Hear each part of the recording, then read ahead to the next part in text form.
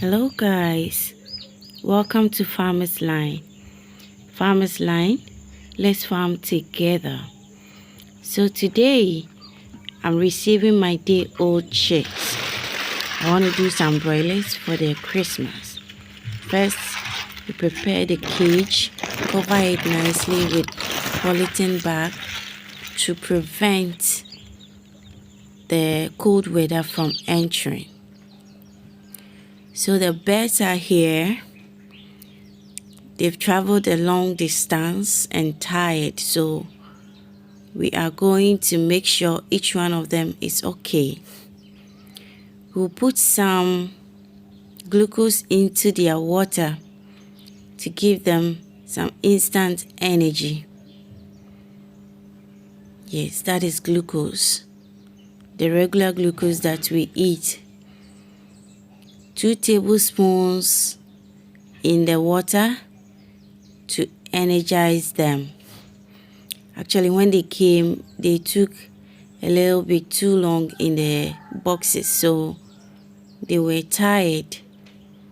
I actually lost 2 of them, but with the help of the glucose, all those who were tired and unable to move were able to move after a while. So that is 2 tablespoons of glucose inside their water. Cover it and flip it over so that we can introduce them into the water. We can introduce them to the glucose water, which gives them instant energy. They call it electrolyte, I suppose. That's supposed to give them some instant energy to thrive. So after you've mixed your glucose, you pick the birds and one by one you introduce them to the glucose. Each one of them has to get a sip so that however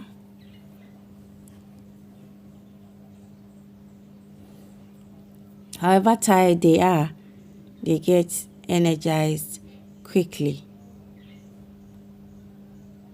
So one box contains 50 birds, and we will count them. This is the time you count your birds to know how many of them came against how many you ordered. We count them one by one. I ordered 4 boxes, which is supposed to be 200 pieces. These are cockerels. So I think they added some white cocks too, and then the layer cocks as well, but that's okay. Those are minimal. So one by one you count them and check the health of each one of them. You know how many are strong and likely to survive and how many are weak, and then you expect the worst from them. If they survive, that's okay. If they don't, that's also okay. Because with the birds, you will have to allow for 10% casualty. So if your day-olds come and you lose 10%, in my case, the 200, if I lose 20 over their lifespan, it's okay. So guys, this is how their cage look.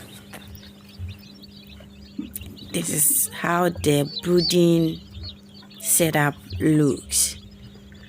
They will be on the electrolyte water all day till tomorrow. by which time each one of them that is not strong will get energy.